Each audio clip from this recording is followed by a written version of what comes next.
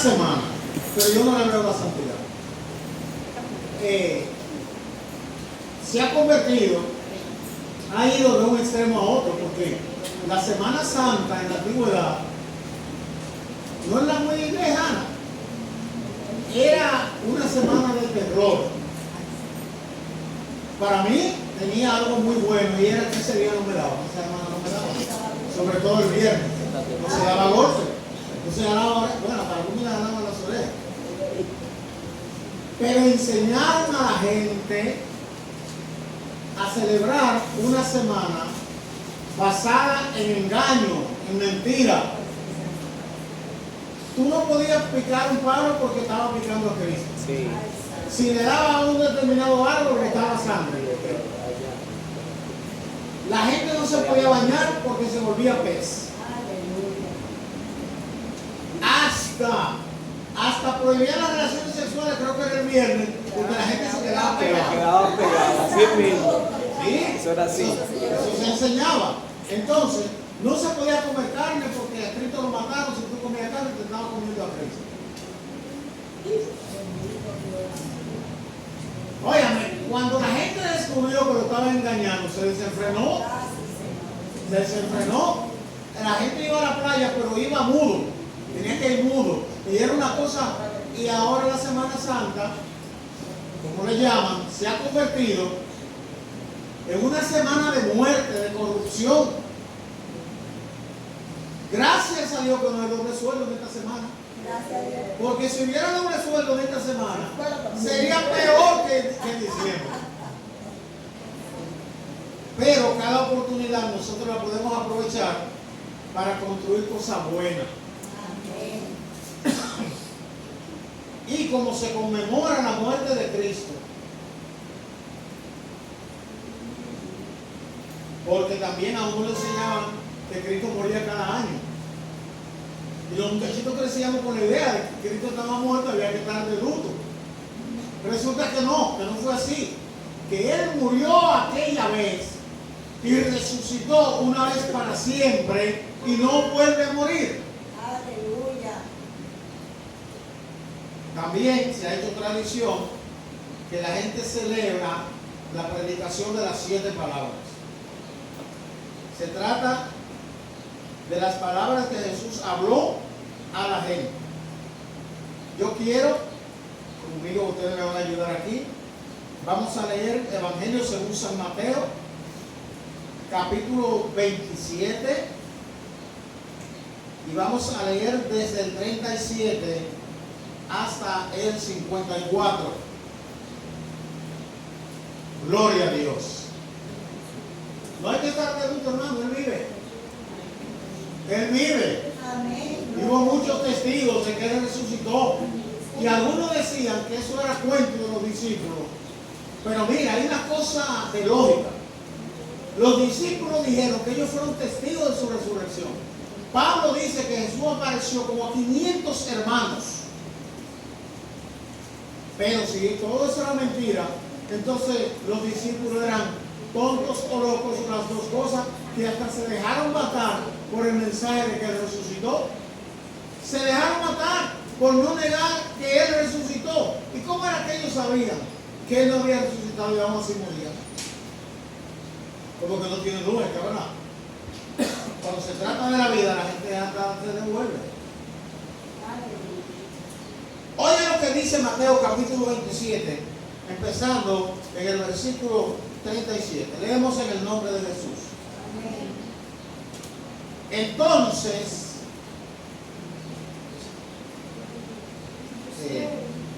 y pusieron sobre su cabeza su causa escrita. Ese es Jesús, el Rey de los judíos. Entonces crucificaron con Él a 2 ladrones, uno a la derecha y otro a la izquierda. Y los que pasaban le murmuraban, meneando la cabeza y diciendo: tú que derribas el templo y en 3 días lo reedificas, sálvate a ti mismo. Si eres hijo de Dios, desciende de la cruz.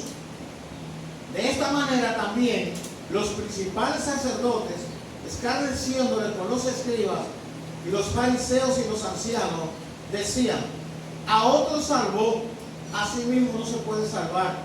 Si es el Rey de Israel, descienda ahora de la cruz y creeremos en él.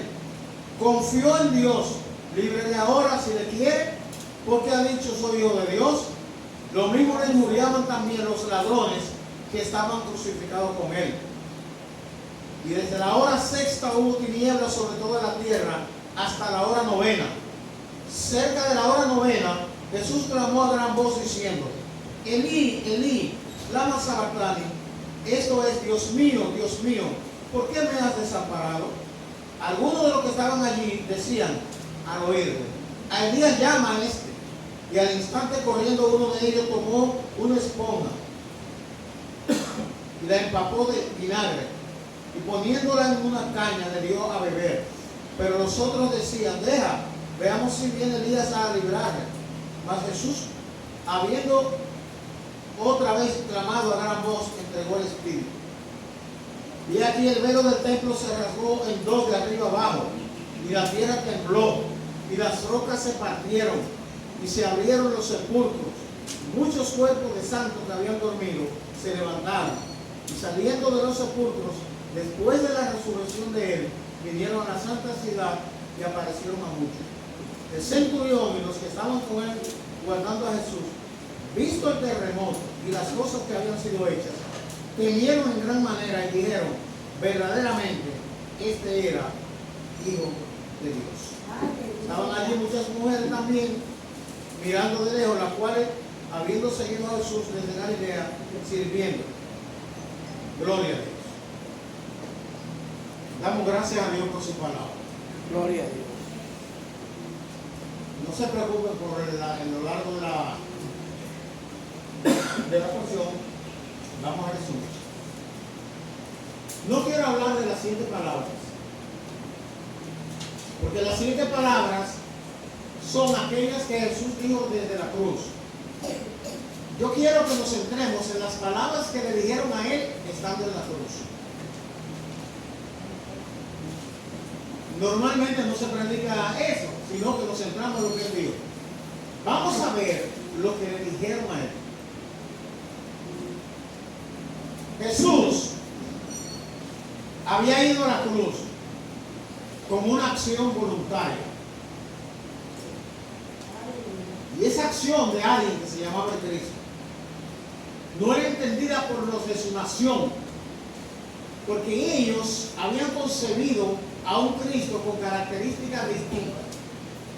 Esperaban un reino terrenal con uno como David, un descendiente de David, que espada en mano los librara del poder político que los sometía. No habían entendido que el problema del hombre radica no en su condición social, no en su concepción política, no en el idioma o la cultura que tenga, sino en su relación con Dios. Ese pueblo que Dios había escogido para que fuera luz de las naciones, había renunciado a la misión que implicaba ese llamado, esa comisión. Por tanto, cuando el Mesías viene, dice Juan 1, a los suyos vino y los suyos no le recibieron. No vino a lo del pueblo, vino a lo suyo. Ahora, estando haciendo lo suyo, estando llevando a cabo la misión para la cual vino, los de él no le recibieron. El versículo 12 de Juan 1 dice: pero a todos los que le recibieron, a los que creen en su nombre, les dio potestad de ser hechos hijos de Dios. Aquí está el punto. No entendieron cómo él hacía las cosas y no sabían por qué él hacía y decidieron rechazarlo. Pero él había vivido entre ellos, él se crió en Nazaret. Ellos mismos dicen: ¿no está aquí sus hermanos con nosotros, sus hermanos y su madre? Él no es el hijo del carpintero y el mismo carpintero. Tenían todos los detalles sobre él, pero no le conocían. No le conocían. Sabían acerca de él, pero no le conocían a él. Gloria a Dios. Por eso, cuando lo acorralan para apresarle, él le dijo a ellos: ¿quién de vosotros me redarguye de pecado? Me crié aquí, he vivido aquí, ustedes me conocen.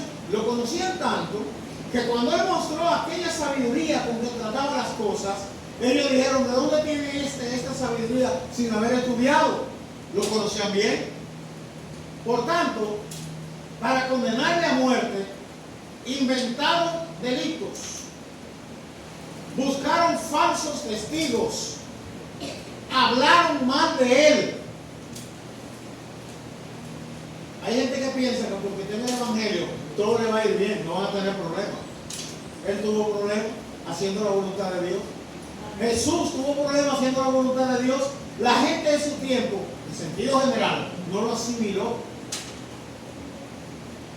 Ahora, observe usted lo que señala la Biblia aquí. Este es Jesús, el rey de los judíos. Esto era una expresión escarnecedora. No era una admisión de que era el rey, era una burla.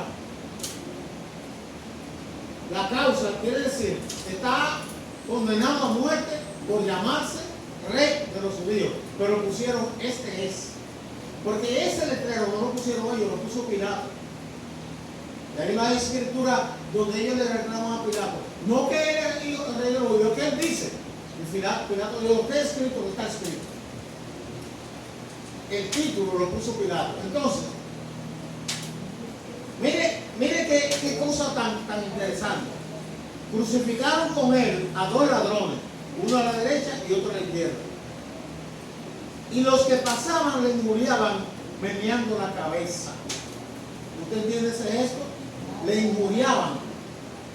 Ahí no se está dando detalles de qué consistía, con cuáles términos expresaba la injuria, pero usted sabe lo que es injuriar a alguien.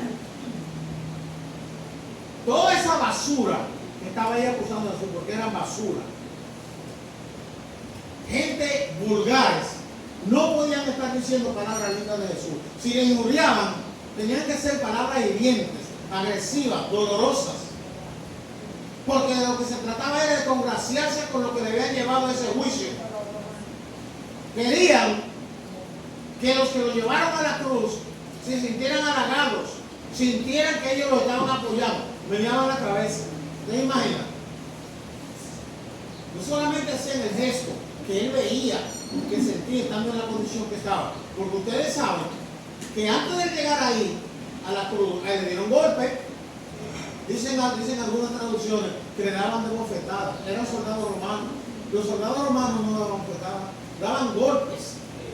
Ellos le llamaban golpe de mojigote, golpe de gladiador. Le desfiguraron el rostro, le daban con saña. Porque además, el cobarde de Pilato, que era un tramposo y delincuente, un ladrón, quería estar acogido por los judíos. Porque él mismo dice: no hay causa digna de muerte en este hombre. Sin embargo, se lo entrega a los que lo quieren matar. Y él, que él podía decidir, reconoce: no hay causa digna de muerte. Sin embargo, por la presión y el chantaje de ellos, este dijo que es un rey, y nosotros no tenemos otro rey más que el César. Si lo suelta, el enemigo de César. Un chantaje, y lo suelto sabiendo que es inocente. Ahora, los que pasaban se sumaron al coro de los descarriados, de los dañados, de los carnales, de los mentirosos, de los envidiosos, que maltrataban, que estaban tratando de hacer leña de aquel árbol caído, solo porque así complacían a la dirigencia judía. Uno lo ve desde aquí hoy, ¿verdad? Ahora, ¿qué le decían lo que le injuriaban? Tú que derribas el templo y en 3 días lo reedificas, sálvate a ti mismo. Si eres hijo de Dios, desciende de la cruz. ¿Cuándo dijo Jesús que él podía destruir ese templo y reedificarlo en 3 días? Nunca dijo eso. Hablaba del templo de su cuerpo. hablaba de su muerte, de su sepultura y de su resurrección al tercer día.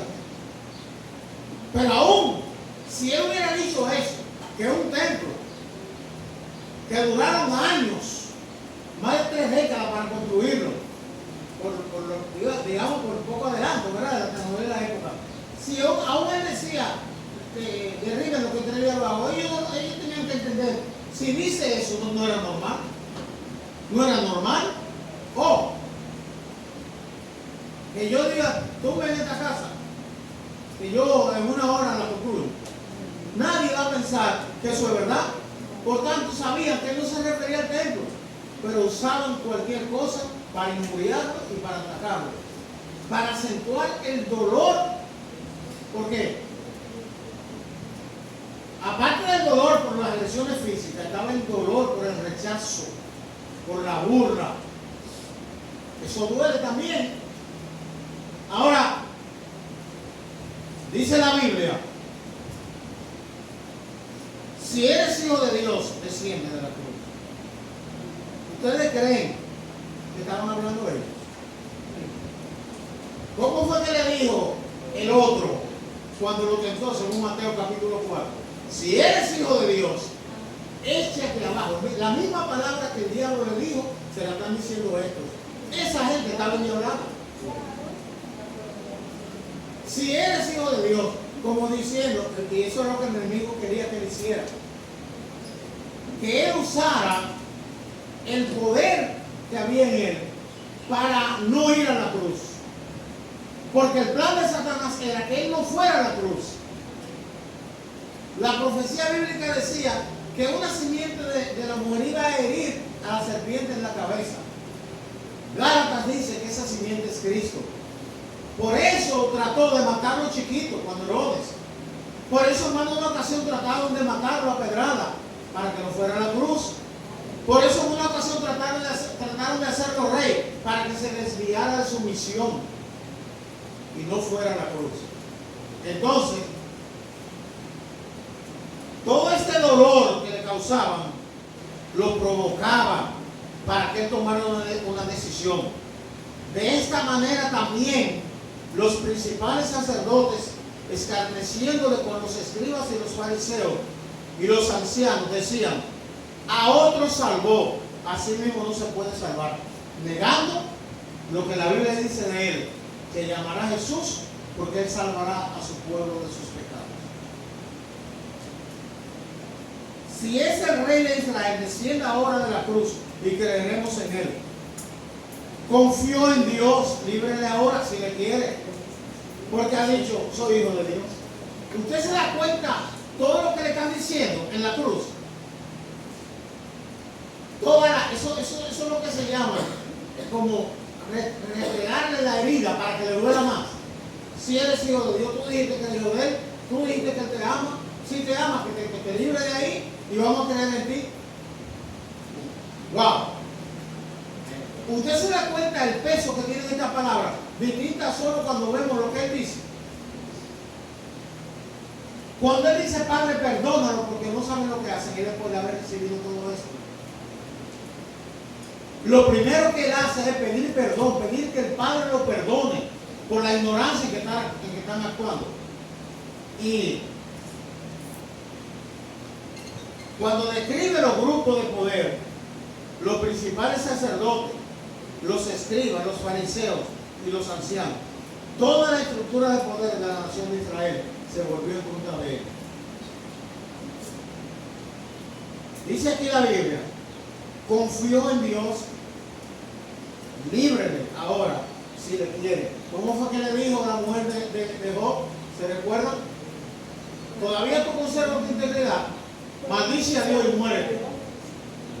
Usted se da cuenta que son mensajes que el mismo enemigo que está enfrentando esos mensajes a un ser humano moribundo con poder para detener eso, que había orado en Getsemaní diciendo: Padre, si es posible que pase esta copa sin que yo la beba, que pase, pero no se haga mi voluntad sino la tuya. Sabía el peso del dolor de lo que iba a vivir y le dijo a Dios: hay posibilidad de que yo no beba esta copa. Aleluya. Ahora le dice: dile que te libre. Dile que te libre. Ya le había dicho, no se haga mi voluntad, pero le está diciendo, trata de hacer tu voluntad. No hablaba un hombre, hablaba Satanás. Y fíjense que lo mismo le injuriaban también los ladrones que estaban crucificados con él. Sabemos que uno de los ladrones tuvo una reflexión después, ¿verdad? Y le dijo al otro, tú y yo estamos sufriendo aquí por lo que hicimos. Este hombre no ha hecho nada malo. Todo el que estaba en sus cabales sabía que él estaba allí de manera injusta. Ahora, llegó un momento en el que su cuerpo no soportó más. No solamente la posición en que estaba en la cruz, clavado y posiblemente amarrado, porque de lo que se trataba era de que sufriera lo más posible. Los golpes que había recibido, las agresiones y ahora la burla, la injuria, habían acelerado su muerte. Algunos dicen que pudo haber sido un paro cardíaco. Murió. Y antes de morir dijo, Padre mío, ¿por qué me has desamparado? Miren qué reacción. La palabra que él usó fue en arameo, Elí, lama sabachthani. Los romanos no entendían eso. Y los propios sacerdotes dijeron, está llamando a Elí, a Elías. Ven a ver si Elías viene y lo ayuda. Él estaba diciendo a Dios, en ese momento se sintió dejado, se sintió abandonado. Dice la Biblia que aunque él no pecó, Dios puso en él el pecado de todos nosotros. El pecado aparta al ser humano de Dios. Él cargó el pecado de todos nosotros y él se sintió dejado por Dios. Pero ¿le había dejado Dios? ¿Le había abandonado Dios? Cuando él muere, cuando él entrega el espíritu y expira, ¿cuál es la reacción de Dios? Versículo 45 y siguiente. Desde la hora sexta hubo tinieblas sobre toda la tierra hasta la hora novena. Cerca de la hora novena Jesús clamó a gran voz diciendo, Elí, Elí, lama sabachthani. Esto es, Dios mío, ¿por qué me has desamparado? No estaba llamando a Elías, como ellos decían.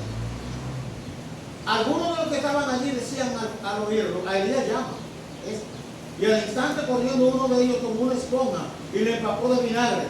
Y poniéndole en una caña le dio a beber. Pero los otros decían, deja, veamos si viene Elías a librarle. Mas Jesús, habiendo otra vez clamado a gran voz, entregó el espíritu. Ese segundo clamor no está escrito ahí. Pudo haber sido el mismo. Pudo haber repetido de nuevo, Padre, ¿por qué me has desamparado? Pudo haber sido. El texto no repite el siguiente clamor. Pero cuando se produjo ese, fue un clamor de expiración. Se le pedía de la vida física. Se le estaba escapando la vida. Se le estaban arrebatando. Entonces, he aquí el velo del templo se rasgó en dos, de arriba a abajo. Es como decir, he aquí la reacción de Dios. Ante los ojos de ellos que le escucharon clamar y que le habían dicho, pero bájate de ahí porque tú salvaste a otro. No dices que Dios es tu papá, que te libre ahora, salvaste a otro y tú mismo no te puedes librar. La reacción del Padre, dice la Biblia, el velo del templo se rasgó en dos, de arriba abajo, y la tierra tembló y las rocas se partieron y se abrieron los sepulcros, y muchos cuerpos de santos que habían dormido se levantaron, y saliendo de los sepulcros después de la resurrección de él, vinieron a la santa ciudad y aparecieron a muchos. ¿Qué significa eso? Jesús venció la muerte con su muerte. Rompió el esquema de poder que la gente le concibe a la muerte. Al morir, provocó resurrección. Y aunque algunos dicen, no, esa gente volvió a morir, tal vez volvieron a morir. El testimonio es que resucitaron. Y el testimonio es que se presentaron a gente que lo conocían pero se presentaron después de resucitar. Es decir, el poder de la muerte de Jesús produce vida. Amén. Aleluya. Y no es como dice el Papa actual, que Jesús fue un fracasado porque murió. Ese tipo es un impío. Es una gente que cree, porque ese tipo no tiene temor de Dios. Usted sabe lo que él dijo hace poco, que por qué hay que estar haciendo caso a la Biblia, un libro tan viejo.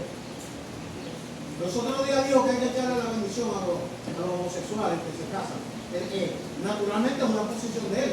Muchas monjas y sacerdotes no están de acuerdo y ha habido reacción. Pero él tiene ese pensamiento. La Biblia es un libro muy viejo y Jesús es un hombre fracasado.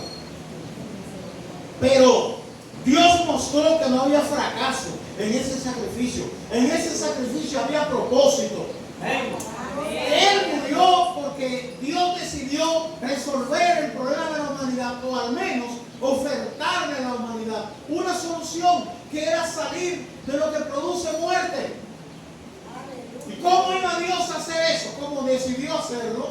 Si la paga del pecado es muerte, y nadie puede morir por su propio pecado porque no tiene mérito para hacerlo, Dios mandó a su Hijo en semejanza de carne de pecado, pero sin relación con el pecado.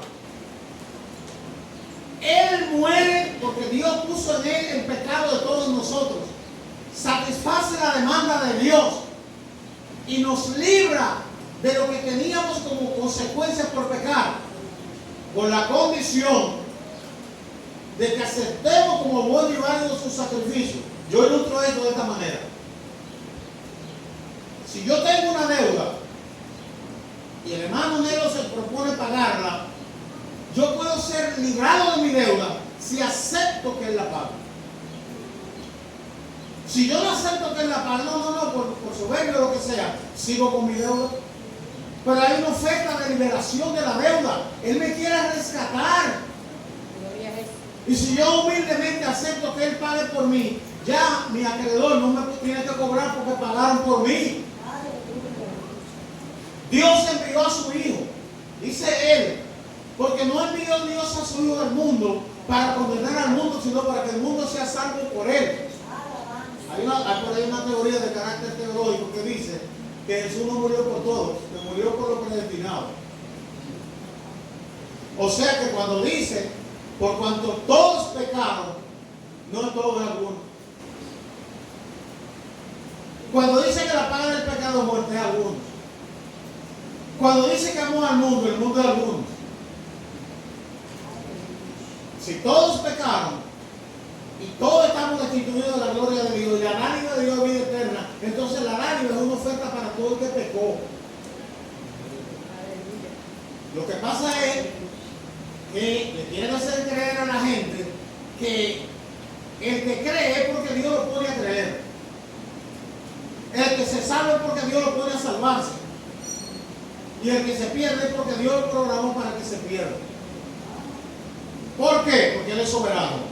La Biblia dice, cita, que de quien quiere tener misericordia tiene, y de quien no quiere no tiene. Aleluya. Oh, eso define el carácter de Dios.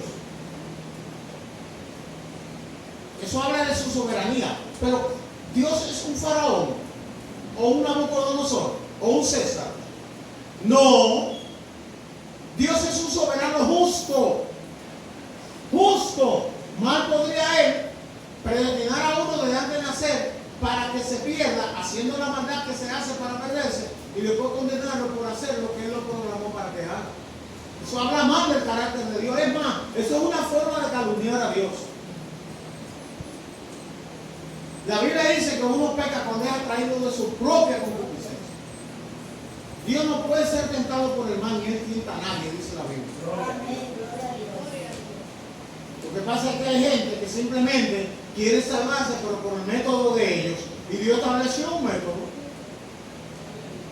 O nos acogemos al procedimiento de Dios, o nos descartamos para entrar en los beneficios que vienen por recibir a aquel que Dios envió como Salvador del mundo. Esa muerte, fíjense que en Getsemaní él dice, si es posible que pase esta copa de mí, ayúdame ahí. Le dice a Dios, pero no se haga como yo quiero, sino como tú. Estuvo siempre dispuesto a hacer la voluntad del Padre. Aleluya. Y aunque sentía el dolor y el temor por la muerte que sabía que vendría, por el tipo de sufrimiento, se acogió a la voluntad de Dios. Hebreo dice que él aprendió obediencia como humano. Que algunos dicen, sí, pero él no pecó porque él era Dios. Ajá. Eso consiste también en atribuirle a Dios como un relajito con la cosa, ¿verdad? Un jueguito con la cosa, no. Dice la Biblia que él fue tentado en todo, conforme a nuestra semejanza, pero sin pecado. Él no pecó. Y sabemos que era lo que él hacía. Porque cuando invitó a Andrés a orar con él, estando en la angustia en Getsemaní, le dijo, ven conmigo una hora. Y cuando regresó le dijo, velad y orad para que no entre en tentación. Está diciendo que él hacía para no entrar en tentación. Cuando los discípulos le dijeron, Señor, ¿quién te pidamos que baje fuego del cielo? Y usted no sabe de qué espíritu son. Yo puedo pedir a mi padre que mande legiones, pero eso no, yo no vine a eso. No, porque Elías lo hizo, pues yo no soy Elías. Aleluya. Eso fue Elías. La Biblia dice que todo aquel que en él cree será salvo. Amén. No dice todo aquel al cual Dios ponga a creer, todo aquel que cree. Le da al ser humano la prerrogativa de aceptarlo o rechazarlo.